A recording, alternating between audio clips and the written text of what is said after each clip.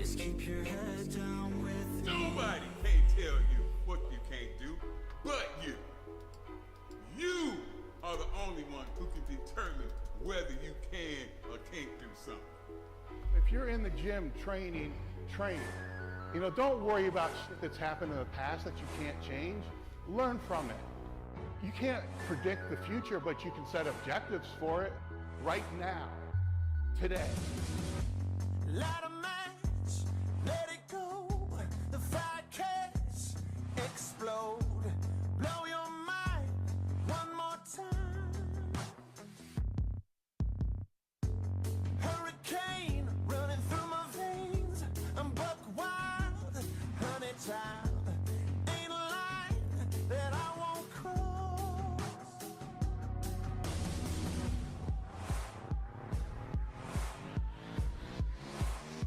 This is the payoff.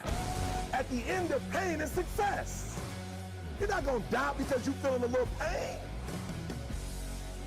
Focus on what you do, become the best at it, put in the time, pay the fucking dues, and eventually, great things are gonna start happening. That's the way the world works. There's no getting around it, there's no shortcuts, there's no cutting corners, it just takes time. Bright lights, big city, smell the cash. You know it's dirty. You never can get enough.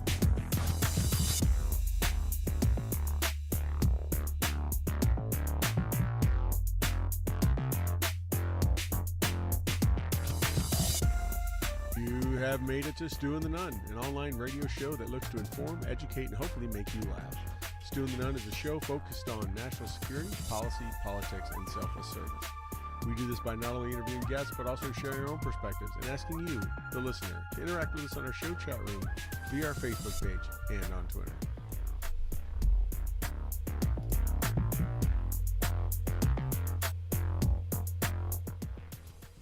Welcome, everyone, to another episode of Stu and the Nunn. You got Stu here waiting on the Nunn to join us, but in the meantime, don't worry, we have a lot to cover. I want to welcome everyone joining us tonight here on this February 17th. Man, time's just flying by, and I can't believe every week it seems like we wrap up the show, and the next thing you know, we're about to start it again. So I'm joined tonight by a past guest, a good friend of mine, the show's, and many mutual friends of mine and Toby's both, and a hell of a patriot and an American, and I want to welcome back to our show for giving us some of his Thursday evening, Mr. Michael Caputo. Hey, Mike, how you doing, buddy? Good. Thanks for having me, man. It's unusual to be sitting for an interview. I don't do that anymore. But when I got your text, I was definitely going to do it. Dude, that's awesome. We really appreciate it. Yeah, you're right. I haven't seen you on the news a lot anymore. You've kind of taken a low profile since life is taking you different paths. That's for sure. Every time I was on CNN like twice a day for about a year, and a little bit of Fox, a lot of MSNBC, and those always came with death threats. and then they started coming to my house, and my wife, she just said enough is enough.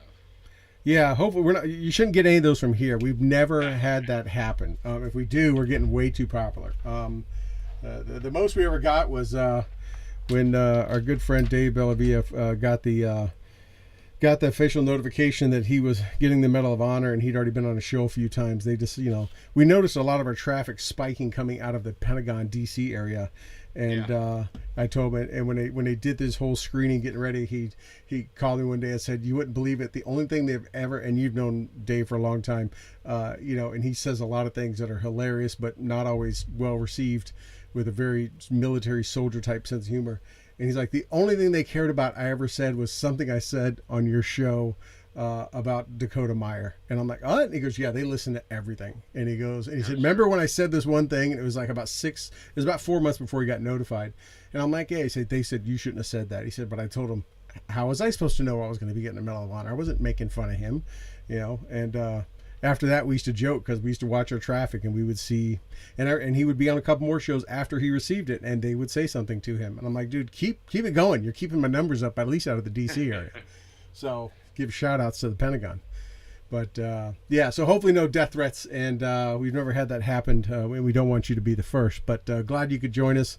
I did reach out to you this week because, I mean, you're a wealth of knowledge. When we had you on before, it was right after the documentary, right when the documentary came out. It was right before your book came out, which we'll talk about. But I mean, you are, when I think of Ukraine, I mean, all this week as the weeks have been leading up, I kept thinking about you. I was like, and I wonder what Michael's thinking. He's in touch, probably still talking to people, knows what's happening. And then I finally said, I should just reach out to you and just see if you'd be willing to come on, because otherwise it's me and Toby just shooting our mouths off, not really knowing what we're talking about. And I really take your opinion. It's grounded. It's been on the ground. So you know exactly what you're talking about. Thanks. Yeah. So anyways, if you wouldn't mind, just for people that are just now maybe meeting you for the first time or seeing you or hearing you, would you mind giving our listeners a little bit of your background? Sure. And kind of Sure. why I'm asking you to come on to talk about Ukraine for sure. Sure. First of all, most importantly of everything, because I'm a 25th infantry veteran, enlisted man. I work for a living. And after I got out of the army, I went to study U.S.-Soviet relations and journalism. When I got out, I went into politics, did a lot of work in the Reagan doctrine years, worked with the Contras in Nicaragua, with the military fighting the FMLN in El Salvador, throughout Latin America, South America, Central America, South America. And then when the wall came down and George Bush lost his re-election, Bush Quayle, I was his director of media, I thought, what an opportunity to go see what communism is like as it recedes, instead of fighting it and kicking ammunition out the tail end of airplanes. Why not go and see the wall fall? So I moved to the former Soviet Union. I moved to Moscow. I did it, by the way, at the behest of Bill Clinton's administration. I became the head of a group called International Foundation for Election Systems in Moscow. My job was to get the Russian election law written and then lobbied the passage in the Russian Duma. And then after that, I became a private consultant outside of the American government for Boris Yeltsin's election in 1996. During that time, I met and interacted with a guy who was a deputy mayor of St. Petersburg named Vladimir Putin, who was in charge of Western relations and other things in St. Petersburg. And then as he grew up in the bureaucracy, he went down to Moscow to worked in the FSB, the former KGB, and then went into the Kremlin, where I was working as a advisor to Boris Yeltsin's administration, specifically the Central Election Commission. Interacted with him a little bit. More than anything else, he rarely spoke to any Americans. He didn't like any of us. But I got to know him a little bit, got to know the people around him. I got to know the Russian mindset. And then when in 2000, New Year's Day 2000, when Yeltsin resigned suddenly, unbeknownst to anybody, and Putin came in, I packed my bags and got out of Moscow. American advisors to the Kremlin were all let go. I was not one of Putin's favorite guys. I got out. I did a little bit more work in the region, especially in the private finance arena, investment banks and such. But I came back to the United States and got into private sector, things like that. But, off and on, I would go over to Ukraine. I would spend a lot of time there. When I was in Russia, I helped write the first draft of the Ukrainian general election law. I worked on campaigns there. I worked on they call it the Rada, it's their Congress. I worked on an election in 2007.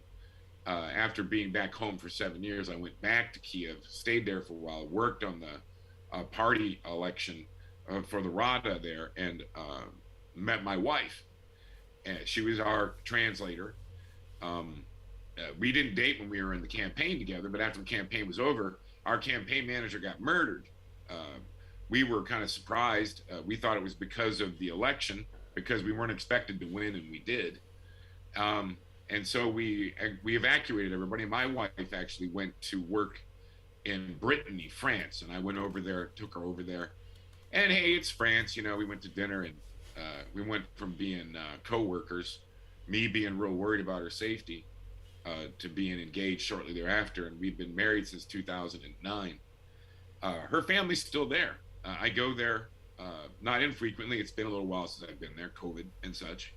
I was there most recently in 2019.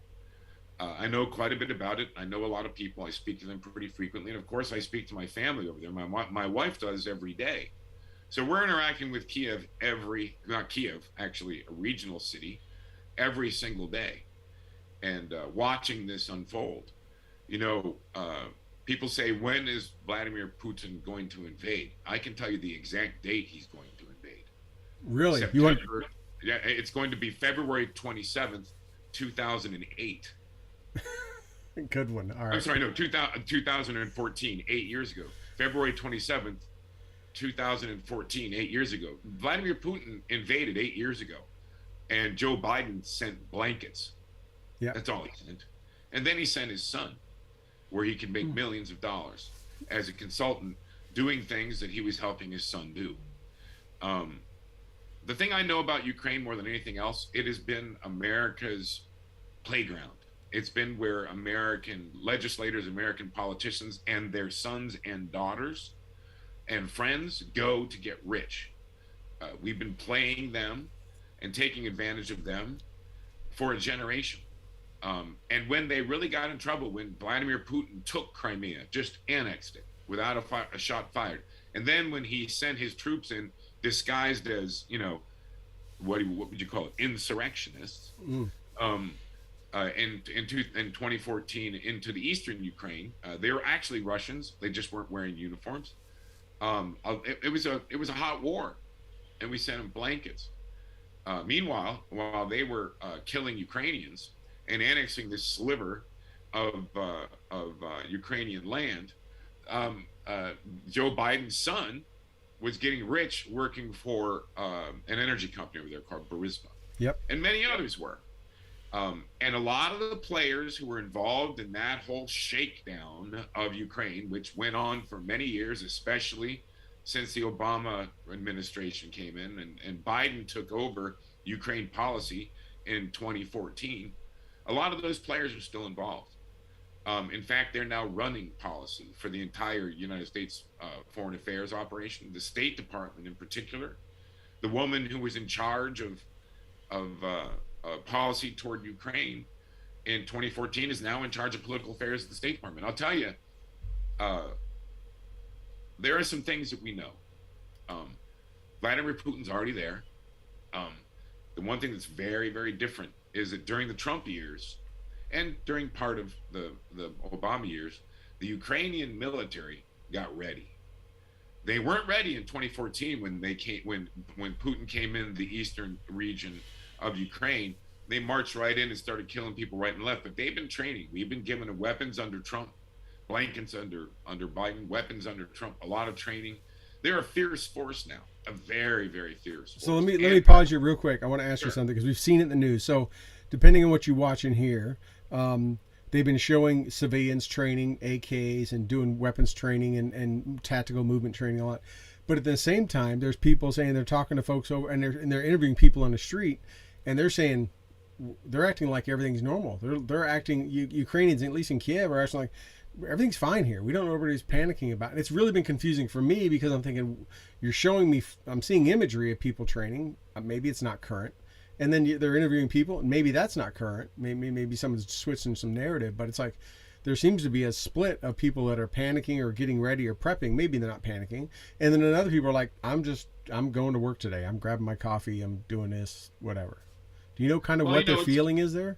Yeah, sure. You know, we're talking about COVID Ukraine. It's a different place than it used to be. People work from home.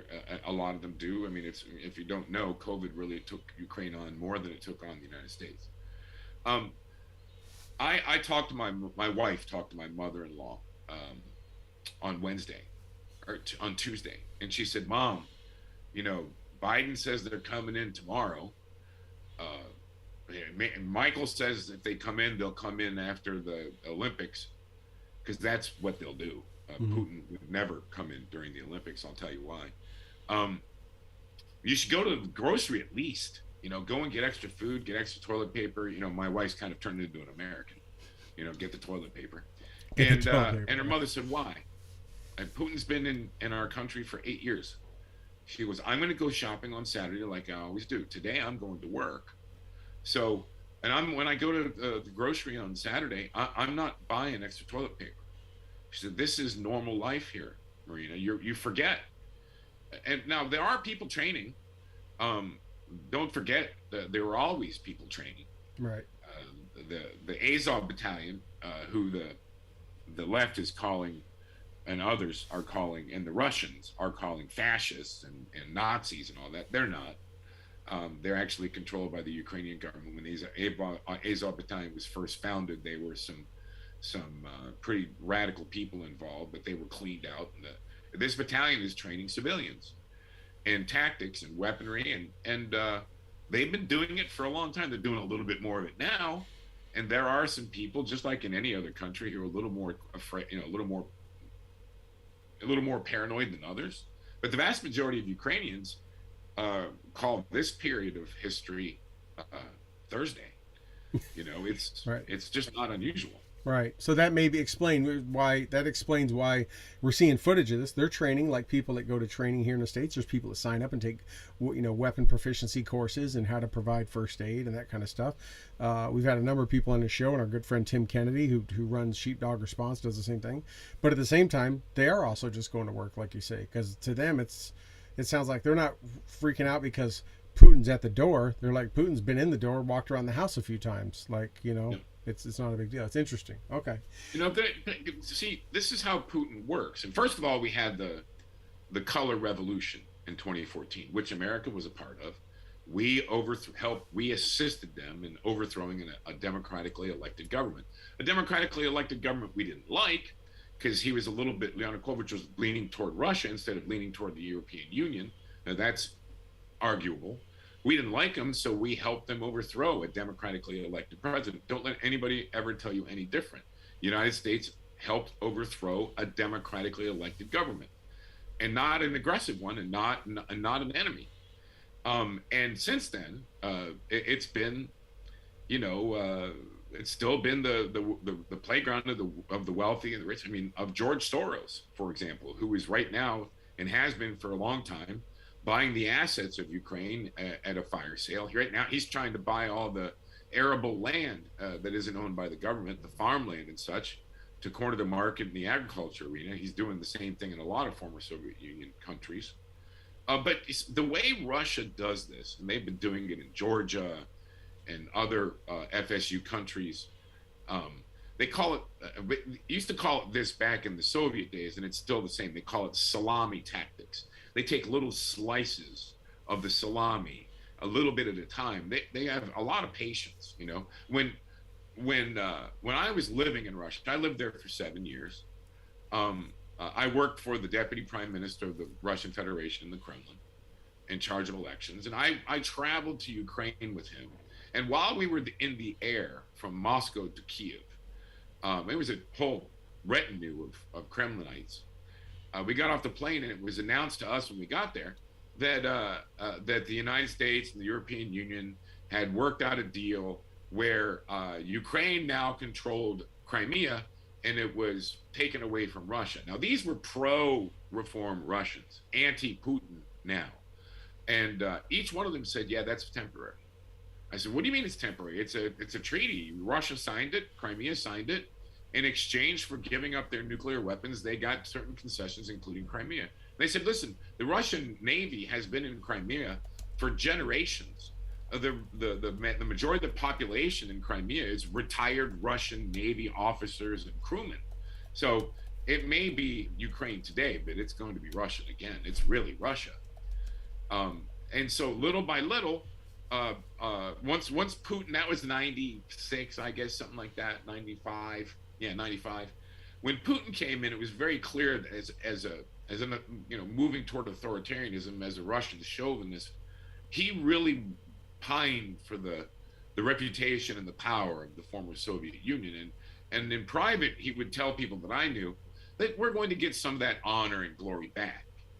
So the idea that he took Crimea directly after the Olympics, and we'll get to that, in 2014, it was expected by everyone. I think Ukraine probably enjoyed their time at the beach for the years that they had it.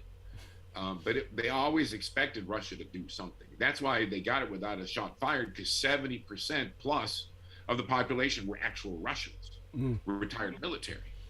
But Eastern Ukraine, that's different. Now, it's a lot of ethnic Russians, but read that, ethnic Russians, Ukrainian of Russian descent, right? Right. It's very different from Crimea, which was actual Russians, or living, it'd be like you and me living in Cabo, right? And Biden deciding that he was going to take Cabo because 70% of the people there were retired American military, right? Same thing, right? Right. But in Eastern Ukraine, it's ethnic Russians because there's a border of Russia there. They're, you know, other parts of Ukraine are not on the Russian border. They're on the Polish border. They're on the Belarus border. That area is the Russian border, right? And because of that, there was a lot of cross-border activity, a lot of families living on either side of it. And it's, if you look at the map of Ukraine, it's just a little sliver of it that he took.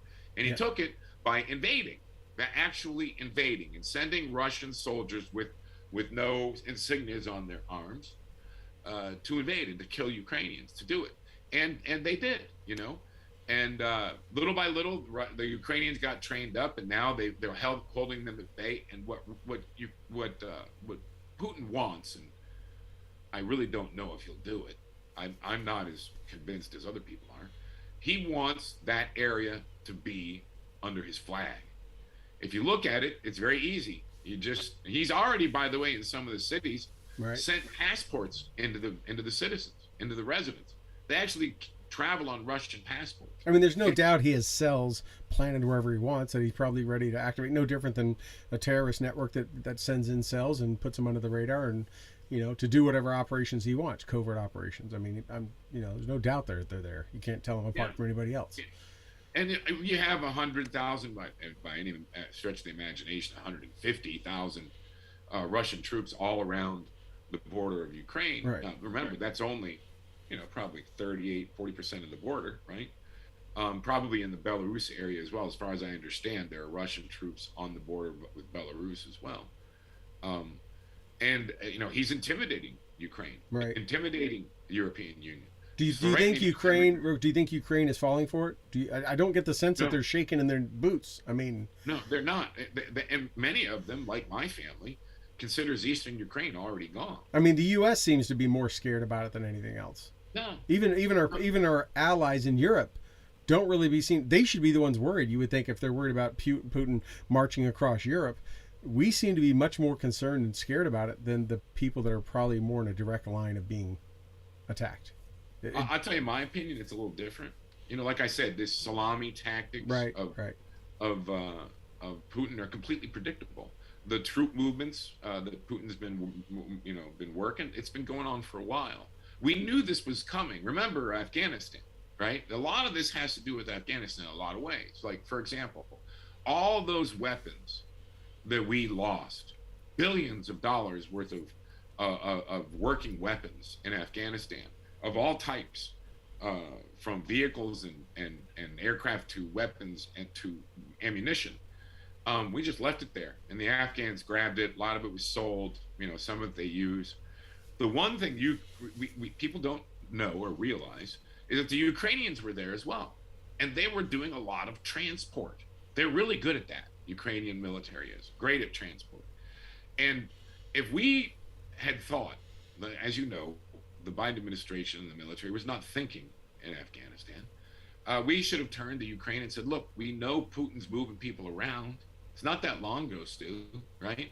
All these weapons, we really don't want it to be in the hands of these Afghans that we don't really trust. You take them. Why don't you go ahead and load it up and take it? Exactly. Take it.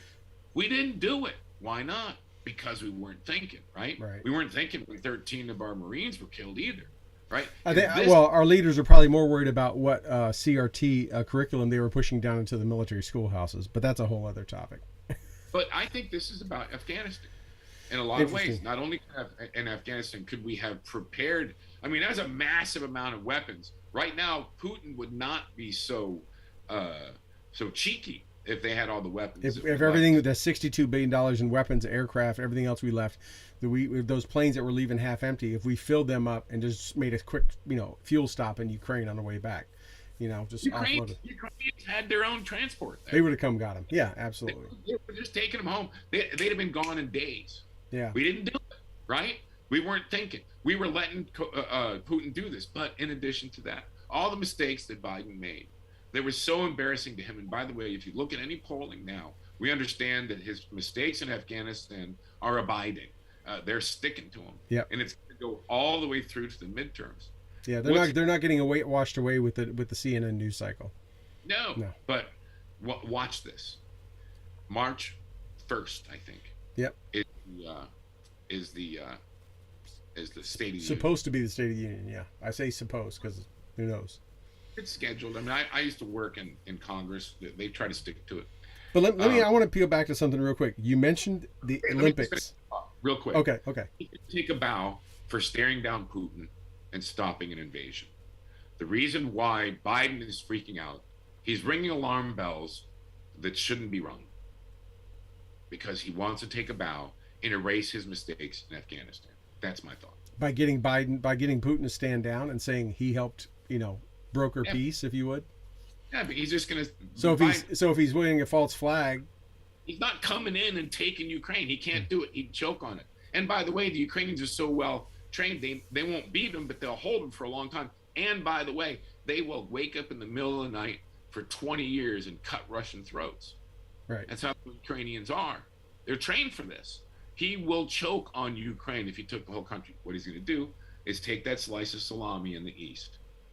Interesting. Yeah. That's when you tie it into that makes more sense, and I hadn't thought about that. Right. If he makes it look like, say, waving a false flag much bigger than it really is, and then it doesn't happen, he can add that to his list of talking points on the first of I cured COVID and stopped it. No, by the way, I stopped the massive Russian invasion of Ukraine. I stared down Vladimir Putin and he blinked. Yeah, I looked into his soul and I knew how to make him turn around. Yeah, interesting. George W. Bush would probably support him in that too. So I'm gonna get a drink. I'm gonna ask you. I want to peel it back to the Olympics thing. You talked about that Putin will not attack until the Olympics are over. Makes sense. I could see, unless he's trying to divert from his young figure skaters that he keeps doping up. But why do you say that? What's your reasoning behind that? Because I'm sure it's not just because of the Olympics, but I mean it is. But psychological and tactical, strategic and tactical. Psychological, you understand that in Russia as well as China, the Olympics are far more important to the national pride than they are to the United States. Russia, as a limited global power, kind of a gnat compared to the United States and China, likes to win medals because they make parades back home, and Vladimir Putin's approval rating goes up the more medals he wins, and it always has. Remember, he's been around for a couple of decades. He's gone through some games. He's also a jock, or he'd like to believe he is. Yeah. Right? He's a horse rider, apparently. Yes. That's right. It means something to him. And when it comes to these strongmen, these authoritarians like him and Xi, the Olympics mean something. The Olympics meant a lot to him in 2014. They were in Sochi. When did he move on Crimea? After the Olympics. He waited, right? He waited because he didn't want to take eyes off of the TVs. High sport TV ratings. I'm telling you, that's what it is. Does this go back to 1980, where they jumped in Afghanistan before the Olympics, and then of course we boycotted? No question. I mean, it was still pretty good games for the Russians, but we ruined it. The global attention to Russia did not come as they expected it to. And by the way, Xi and Putin are closer. China and Russia are closer than they ever have been. Thank you to the Democrats for creating the Russia hoax and making all this anti-Russian sentiment here in the United States. Xi and Putin are close. And I can tell you, when they met 2 weeks ago, here's what Xi told Putin.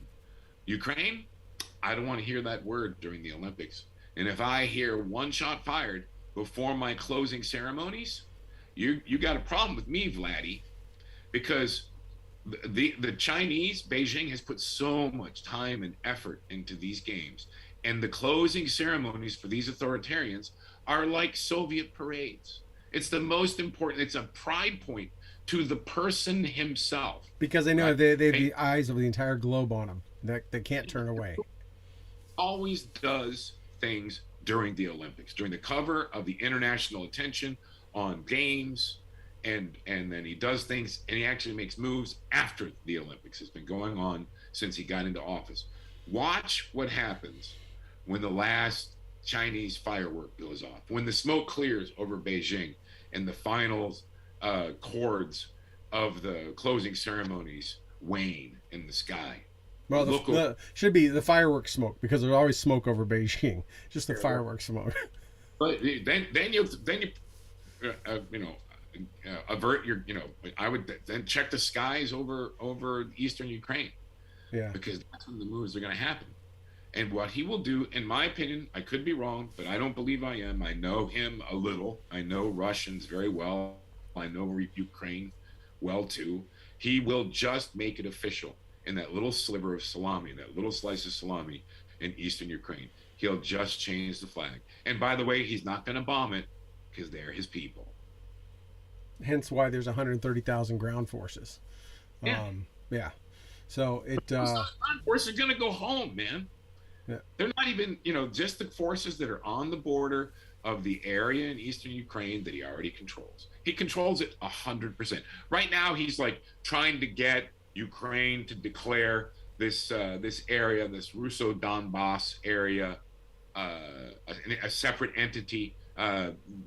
If he does that, like an independent state, like a affiliated independent Ukrainian state, then they can get into the Kiev, into the Rada and into the government in Kiev and mess with the entire nation. I don't think that it's wise for the Ukrainians to give them some special status as a sop to the Russians to stop them from going in.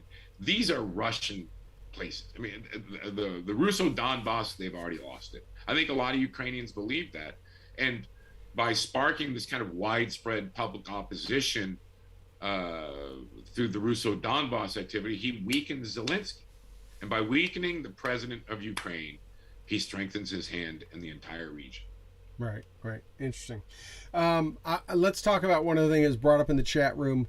It's felt by, I've heard in a few circles that people are saying that, the reason the Biden administration is saying all this when it doesn't look like other people are worried is because trying to divert attention, right? 37% approval ratings, stuff happening from San Francisco to the East Coast. The woke ideology is collapsing.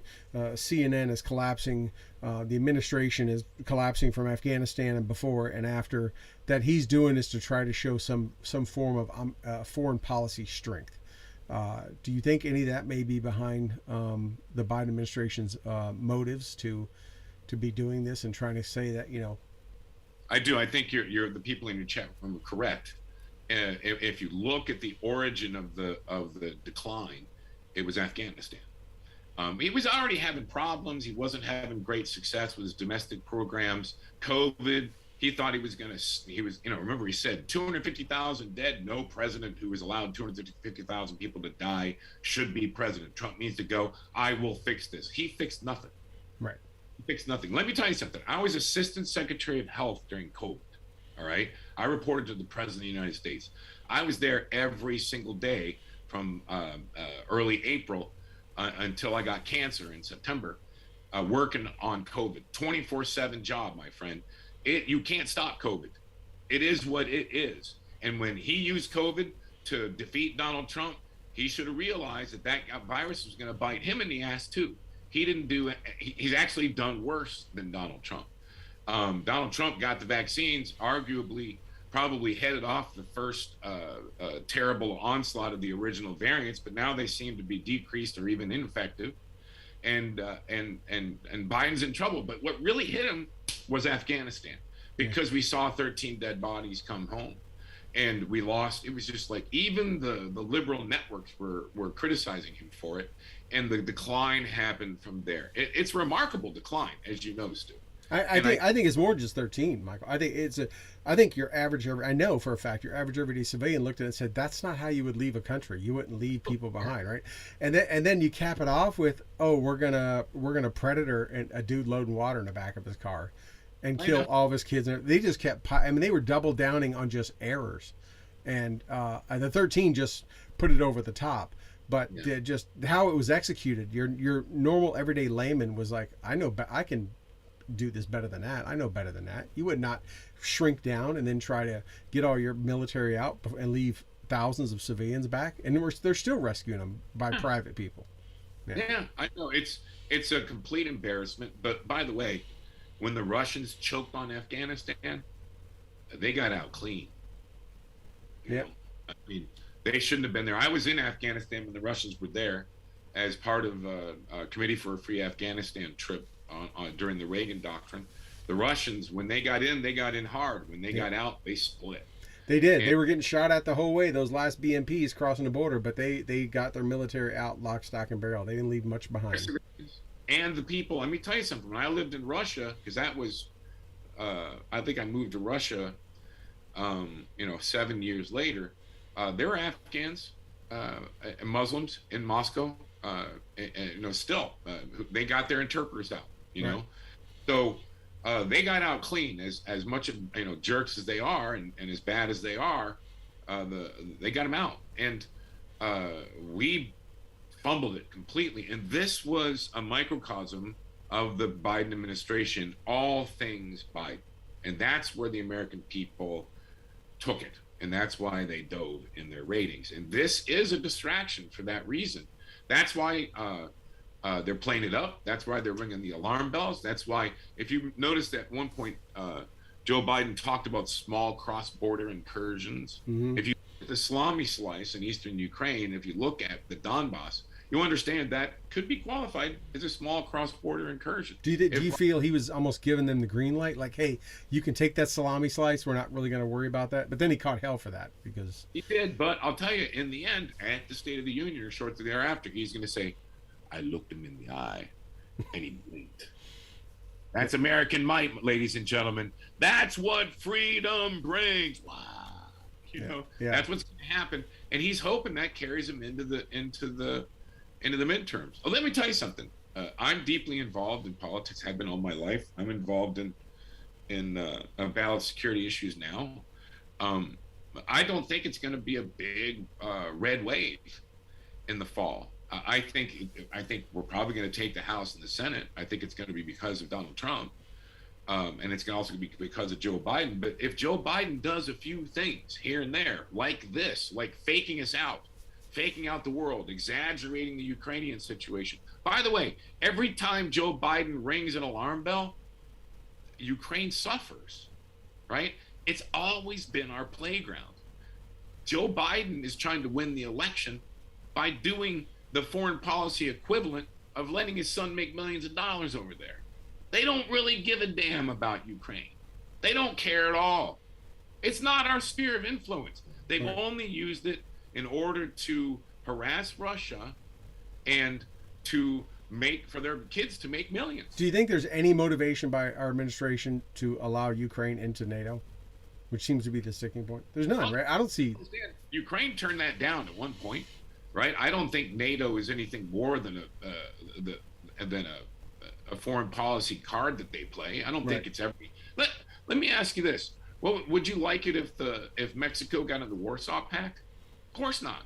Right. I mean, it's not our sphere of influence. Listen, I'm anti-Soviet. I was in the Cold War, right? I was in the battles of the Contras versus Sandinistas. I was working with the Salvadoran military in their fight against the FMLN communist rebels. I worked for Boris Yeltsin in his election versus Zyuganov, the communist candidate, who came this close to beating him, right? I'm as anti-Soviet and anti-communist as they come. I have a bit of appreciation for the, for this pining for the anti-Soviet attitude that we've had for many years. It's for a couple of generations now. It's been worthless, right? Because Russia has not been communist for a long, long time. I get the sentimentality of it, right? I understand, but at the same time, when we should have been trying in some way, shape, or form to wean Russia away from the Chinese influence, all we've done is shove them into it. And we've been doing it while playing in in Ukraine to make money and harass them, and the Ukrainian people have suffered. Should the American people send our sons and daughters and our treasure to defend Ukraine? You're talking to somebody who has family there, whose family won't go buy extra toilet paper, right? You're talking to somebody who loves Ukraine for family reasons. I don't think we should send our sons and daughters there. Right. And I think we should give them weapons, but not give them, sell them. They got money, sell them. Because Ukraine is not our ally. They're just not. Stu, they're not. Right. They've chosen not to be our ally. They've been transferring technology to China against our wishes for a while, right? They're not our enemy. They're an affiliated sovereign nation that we can work with, we can trade with, we can deal with. But putting them into NATO, that's nuts. It's provocative. Yeah, that's one good thing back on the toilet paper I just thought about. They can take those blankets and cut them in strips, and they can use those blankets that Joe Biden sent over in case things get real bad. But hey, before hold on a second, I'm gonna fix a small audio thing here. All right, hopefully it's better. Okay, before we get, I want to talk about this more a second. I want to talk about Victoria Nuland, but I do want to recognize this date, February 17th, and this time from 1 year ago. And I'd like to give you a moment. The golden microphone went silent a year ago, and I know Rush Limbaugh was a close friend of yours, had a lot of impact and influence in your life, and I would just like to take a pause in the Ukraine thing for a second, and just talk about that, what this means a year later on this anniversary of his leaving us. I would say, as a close friend, it's hard to say because he was royalty. He did have really close friends, golfing buddies and things like that. When I talked to him, I held my hat in my hand. I saw him at dinners in Washington and other cities, and I would simply come up to him and talk to him for a few minutes. But he always remembered me, and that's a tribute to the man himself, because there were 1,000 Michael Caputos in his life. But when the Russia investigations took off and my family got sucked into them, I've been telling you about my origins in Russia and stuff, so you can imagine how sexy I was to the people who were creating this false narrative of the Russia investigations. And at the same time, I've known Donald Trump for a long, long time, and knowing Donald Trump and knowing Vladimir Putin, being friends with Donald Trump and enemies with Vladimir, didn't matter. It was too sexy for them. They dragged me in. It cost me everything. They destroyed my family. Cost us $350,000 in legal fees. I grew up in the trailer park. That's a lot. But I hired the best attorneys I could get my hands on because I didn't want to get flipped from a witness into a target. When Rush heard that, he knew the power of the golden microphone. He did. And he heard that, and I had an interview with the Intelligence Committee in the Senate, and I had put up a GoFundMe, and I had $15,000 in the GoFundMe with a $300,000 legal bill, and I went and had the interview, and I read this statement where at the end I said, "Look what you've done to my family. Look what you've done to my daughters. Look what you've done. It's all a lie. It is. The Republicans were as bad as the Democrats." And I said, "So I got one message for you. God damn all of you to hell." Right to their faces, I said this. And then after I walked out of the classified room, I called my secretary and I said, "Put that out, send it to Rush." And Rush got it and he read it on the air. And then he gave out my GoFundMe. And I paid my legal bills. Because of Rush Limbaugh. I know Sean Hannity helped me, Tucker Carlson helped me, other people helped me. But Limbaugh was checking. He knew how much I owed. And he would check it, I'm guessing, and find that I was short, and then he would start talking about me. He would start talking about what was going on in my family, and I would watch it tick up. Let me tell you something, Stu. I tried to call him to thank him. He wouldn't hear of it. He considered it his duty as an American, and not because it was Michael Caputo, but it was another American family. And by the way, there were a couple dozen of us, right, who were destroyed, and I think he helped several. That man was as selfless as they get. And when he got sick, it really disturbed me, because I knew when his voice went silent that a certain amount of the the defense of American liberty would go silent as well. There has been no replacement. There never will be. There never, ever will be. He got cancer, and he got increasingly sick. And then when I got cancer,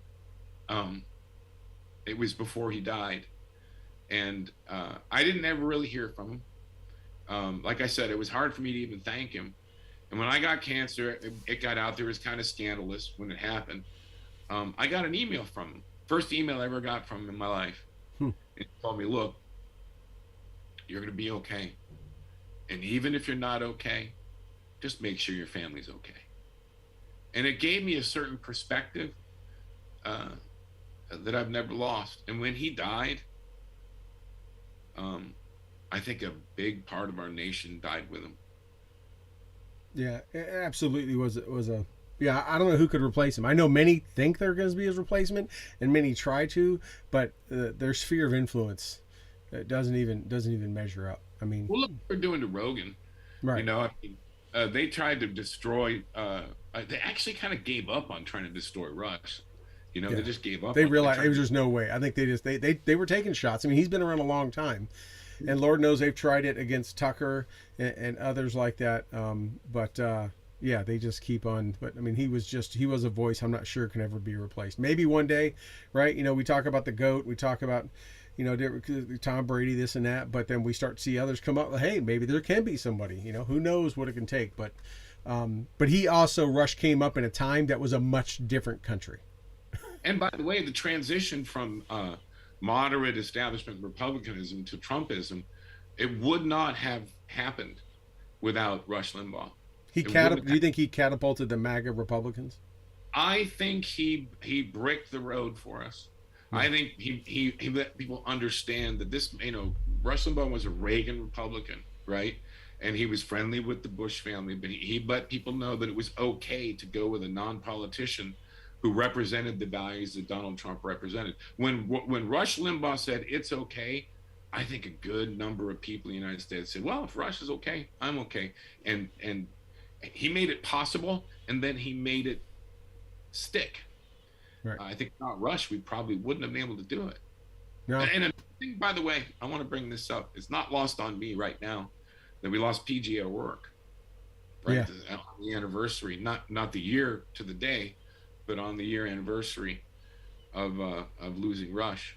PJ was a great American as well. He, by the way, was never Trump. Oh, really? Yeah, he was, but he kept his mouth shut about it. He's like, he said, I support Hillary Clinton, and he made some joke because her crimes really don't bother me as much as Donald Trump's tweets or something like that. I mean, he's like a damn with faint praise, but you know, he was out there, he was a commentator, but I think he really got more and more sick in recent years. PJ was a friend of mine. He actually came to Russia to visit, to do some work for one of his books while I was there, and I got to spend time with him and his wife over there. There's some great stories about PJ. We've lost some great Americans. Yeah, we have. And it's not just in the, you know, what people see in front of them, like this musician or this actor, but you know, and you know, just people that are patriots at either local or regional or whatever level, people that just give and do that kind of thing. I want to transition over to product. We do have this video. I want to bring it up real quick, and I want to get us back into.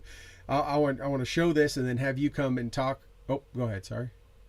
Go ahead. I want to say a few things before you do the video. Okay. So we're going to go to this video. We'll do that, and then we'll go to the video, and then on the backside of that video, talk. I just want you to talk about why this video is so important. But go ahead first. Well, this has got a woman named Victoria Newland. This video clip I put into my documentary that aired on OAN about Ukraine. And my book is called Ukraine Hoax.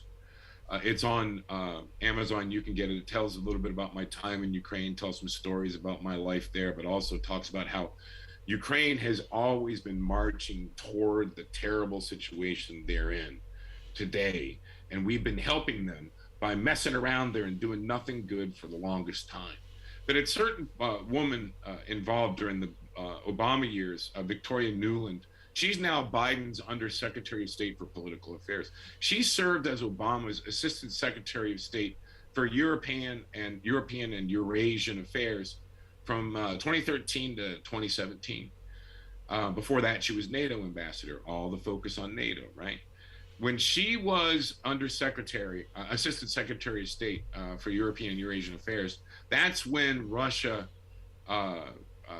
came into Crimea. This is when the Maidan happened. If you remember the Maidan massacre, it was what we call a color revolution. It was the Orange Revolution. We always call them a color.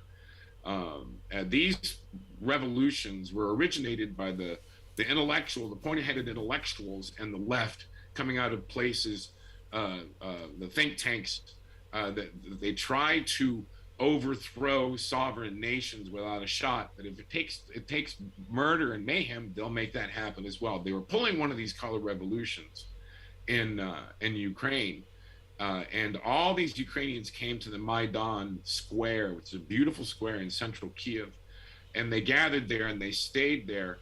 And Yanukovych, who was the relatively pro-Russia, democratically elected president, was getting weaker and weaker and teetering during this protest on the Maidan. And just before it got really, really bad, Victoria Nuland came over from Washington. And in order to try to gin things up, she went down to the square. And this video, which is in my film, Ukraine Hoax, is of her visit to the square. Yep, there we go. Okay, so I'm going to show this now, transition over, and just everybody take a moment and watch this. Thanks. I'll take something. Thanks. Hello, how are you? Good to see you. We're here from America. Would you like some bread? Some bread for you? Take some bread. You're hungry. Come on. All right, and for your guys on the home, okay?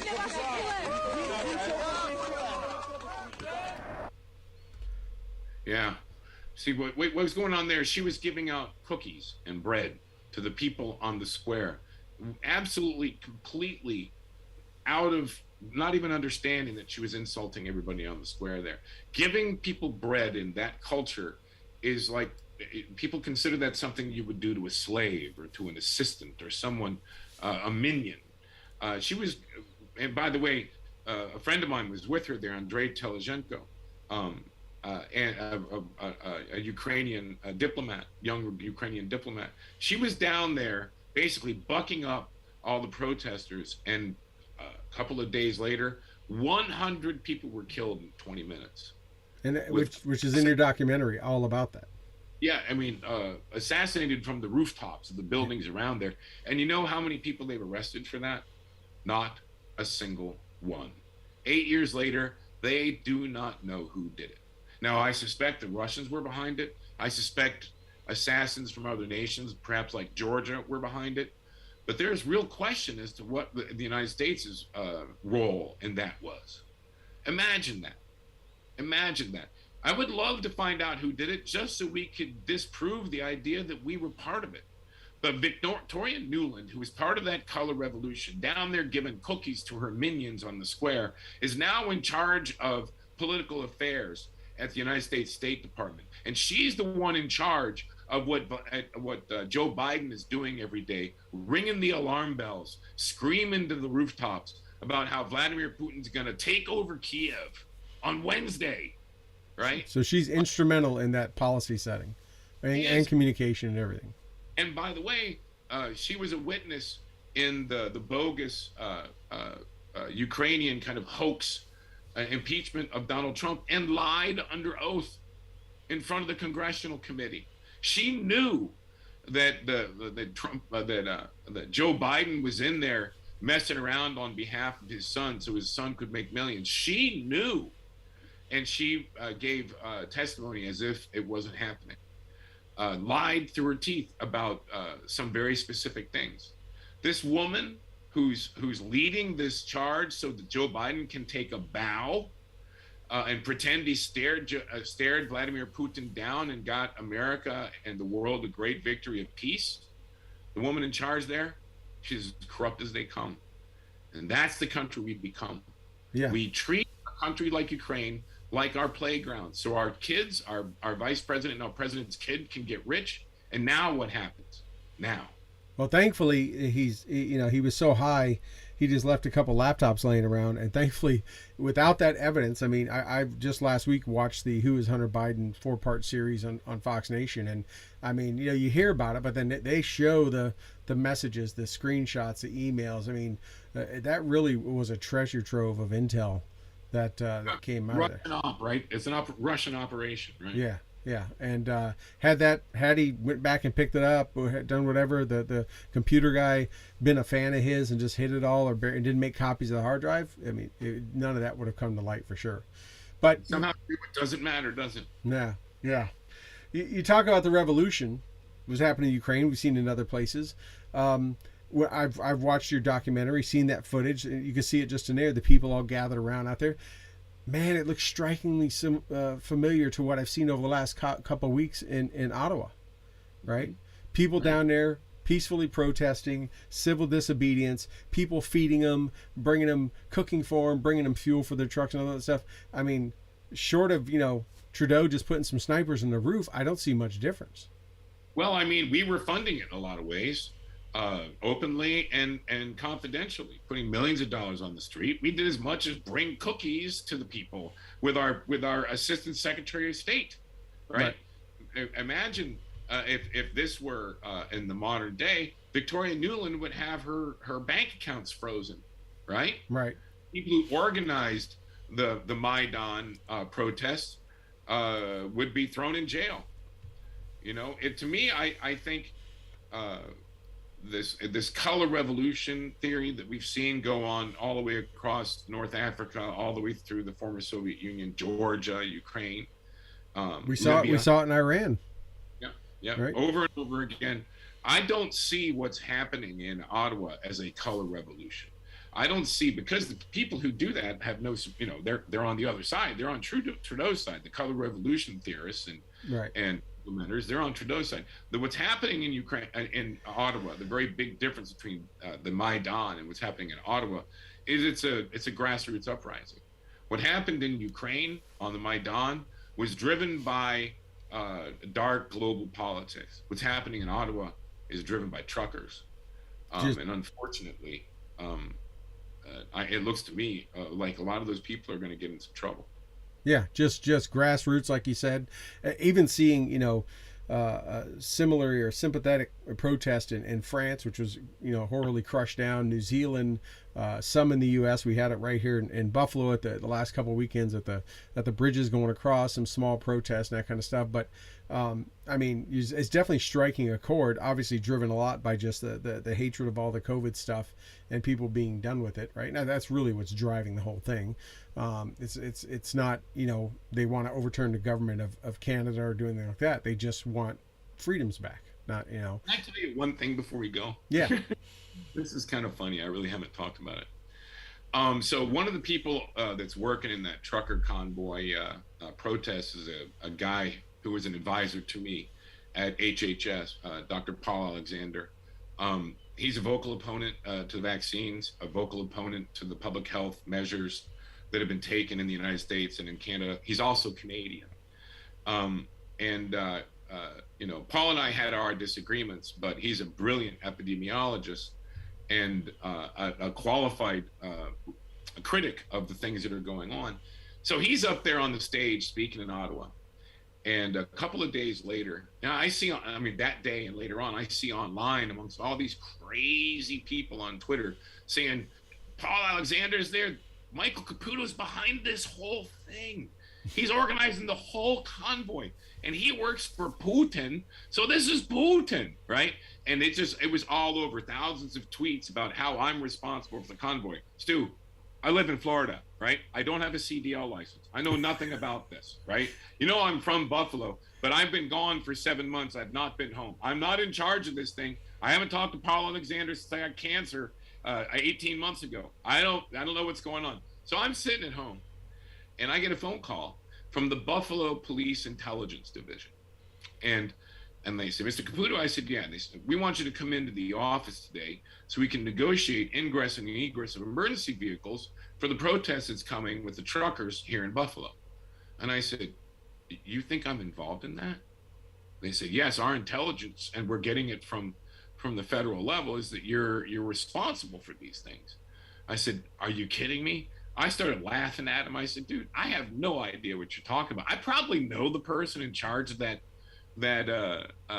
protest because I know everybody in Buffalo. I'll try and find out who it is, but it ain't me, bro. So I get off the phone and I hang it up. And 5 minutes later, I get a call from the deputy mayor of Buffalo. Good guy, right? Byron Brown's guy. And he said, hey, Mike, how you doing? I said, hey, what's going on? He says, we want you to drop by the office. We know why this is going on. You know, we understand people have had enough, but we want you to come in because we want to talk to you about ingress and egress of emergency vehicles. I said, dude, I have nothing to do with this. He said, you're not in town? I said, I haven't been in town in 7 months. Well, our intelligence portfolio here says that you're in charge of all of this and you're actually at home right now. I said, you got the wrong Michael Caputo. Yeah. Dude, just for the whole, I haven't done any interviews in 18 months, just for the whole world to see. And somebody's going to see this. I got nothing to do with it. I don't have a CDL license. And I don't use Russian dressing. Okay. All the crazy nut jobs out there, they're disordered, Stu. They're really disordered. Hey, exclusive right here. You heard it. Michael Caputo was not don't do anything to it. He wouldn't even know how to shift a truck if you put him in the driver's seat. No, I don't. I've hitchhiked in my life.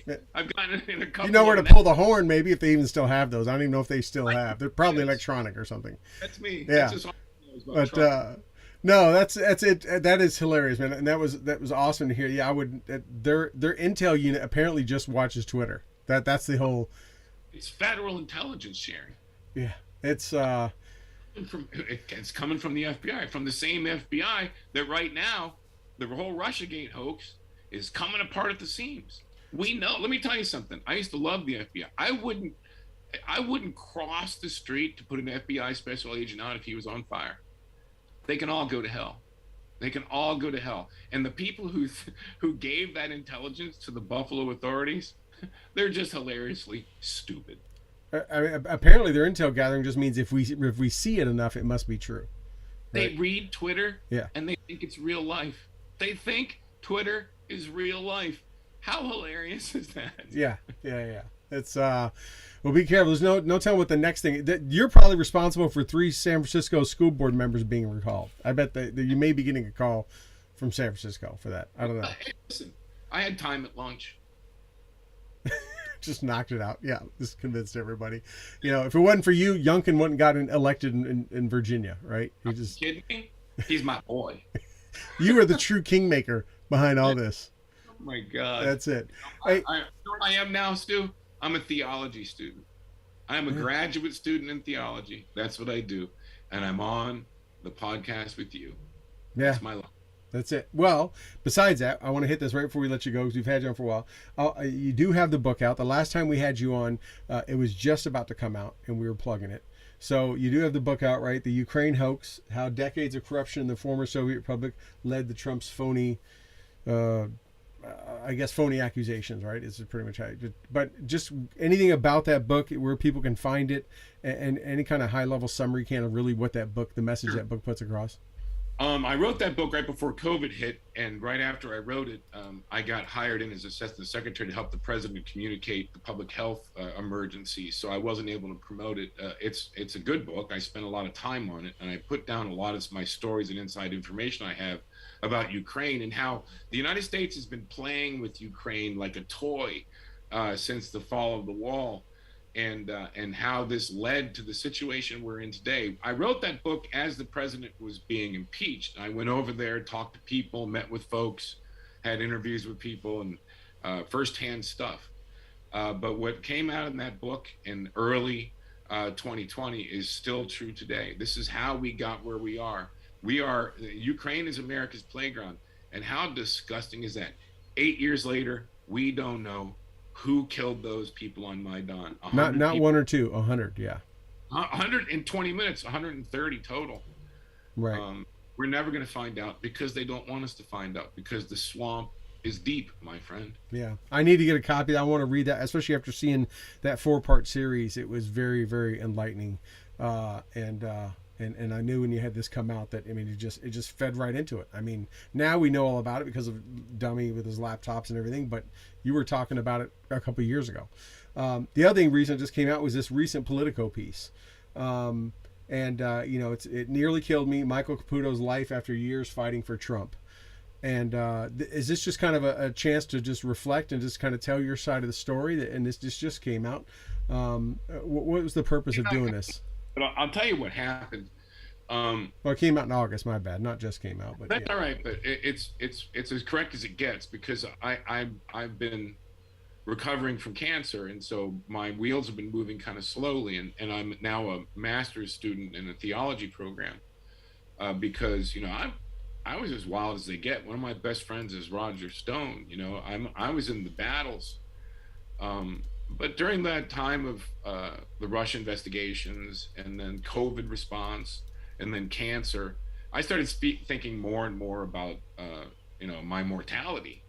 I think everybody does when they're in these situations. But after my treatments were over, I was texting with a reporter, and while texting with him in late February, early March of last year, I remembered a dream that I had when I was in the stupor because I was radiated 35 times on my throat. I wanted to die. In fact, I tried to die. I stopped eating, stopped drinking. I had it, and I said, dude, I had a dream. This reporter from Politico, he said, what's the dream? And I was really in a bad shape when I did this, and I just texted him that what happened in that dream.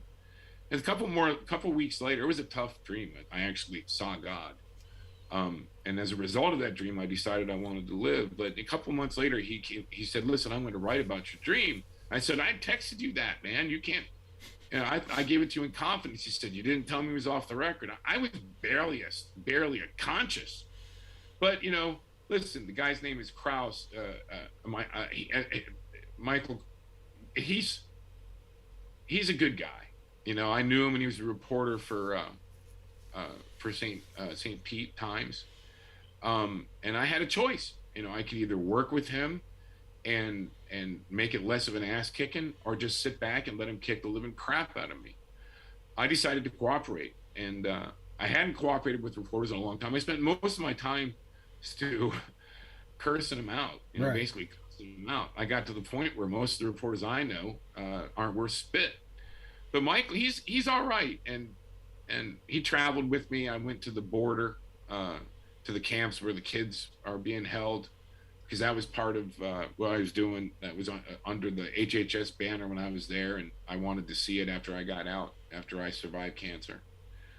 And the story came out, and it wasn't an ass kicking. It was 7,500 words, basically explaining why I'm studying God now, and how I went from being, a smash mouth politician to somebody who was just trying to figure out things. Somebody who threw a few tweets out yourself a couple times or two. Yeah, I still do. Listen, I'm trying to be a better man, but I am who I am. In the end, I'm not preachy about things, and I'm in this master's program in theology just because I want some answers. I don't know why I'm not dead. I don't know why they didn't put me in jail like they did my friend Paul Manafort, like they almost did my friend Roger Stone, like they did to many other people I know. I don't know why I survived. I think God was with me. I think I had good lawyers. I think I have a good family. I also think I did nothing wrong. Right. Honestly, you get questions when you go through things like that, and I don't think my professors are going to give me the answers, but I think the process of learning, you get answers for things, and I'm getting them little by little. Yeah. Awesome. Well, hey, I don't want to keep you all night. I want to let you go. You've been on for an hour, but is there anything else that we haven't talked about? You covered quite a bit. We have a lot more to cover. You and I were talking today. I was like, man, I could do 2 or 3 shows with you. We may space those out to do that, but anything tonight that you want to just let our listeners and viewers know about, any cause or anything that's near and dear to your heart that you just want to leave departing words? Yeah, unrelated to all this, keep your eyes on Pennsylvania, people. The mail-in ballot fraud that we endured in 2020, they're going to pull it off again in Pennsylvania. There was a very important case, McClinko versus Pennsylvania, where the court ruled that the unlimited mail-in ballots that were put into law there, that basically went from 240,000 mail-in ballots to 2,400,000 in 2020. that defeated Donald Trump. That law was declared unconstitutional. And the Zuckerberg, Soros types who were funding all the mail-in, unlimited mail-in ballots across the country that caused everything, I believe. Battleground now is Pennsylvania. Watch Pennsylvania, ladies and gentlemen. The future of this nation is Pennsylvania, because if unlimited mail-in ballots continue in Pennsylvania, there will never be a Republican president in this generation, because as goes Pennsylvania, so goes the nation. If a Republican can't win Pennsylvania, the math gets really hinky in the Electoral College. If you want to check it out, it's at ballotsecuritynow.org, ballotsecuritynow.org. A lot of details there. A big court decision yesterday as well. It was 3 weeks ago when they decided it was unconstitutional. Yesterday, the same court decided that not only is it unconstitutional, that throwing that law out goes into effect in a matter of days. The left is fighting it really hard. The idea of a free and fair and transparent presidential election in 2024 is being fought today in Pennsylvania. Wow. Okay. You heard it here first. Heard a lot of stuff here first tonight. So that'll be one I'm definitely going to watch. I mean, I've watched it some. Sean Parnell is a good friend of mine. I've known him for a long time. Of course, he dropped out. Huh? This lawsuit came together because of Sean. Yeah. What's going on in Pennsylvania? That's a man who deserves a lot of credit for what he's done for this country, but people don't understand that the ballot security issues in Pennsylvania, the fight against them, that started with Sean. Yeah, I could see that with what happened to him. Yeah, but no, he's the one who's going to, in the end, his initiation of this fight, is what may save Pennsylvania. And if Pennsylvania's saved, the nation's saved. Okay. All right. Well, hey, Michael, thank you so much for joining us. I'm sorry Toby's going to hate it that he missed tonight. We look forward. We'll stay in touch, my friend, to talk about when we can have you on again. A lot more topics I know we want to talk about. Everyone, please stay tuned. You heard some dates here tonight. Wait for the Olympics to end. Let's see what happens March 1st, right after March 1st. And then you can come back, rewatch us, and say, yeah, Michael told us. And we wish you guys a great night. Be sure and tune in with us here next week. Stu and the Nunn, Thursday nights, 8 o'clock. Michael, thank you so much, my friend. Hang on for a second. And we wish everyone else a great night.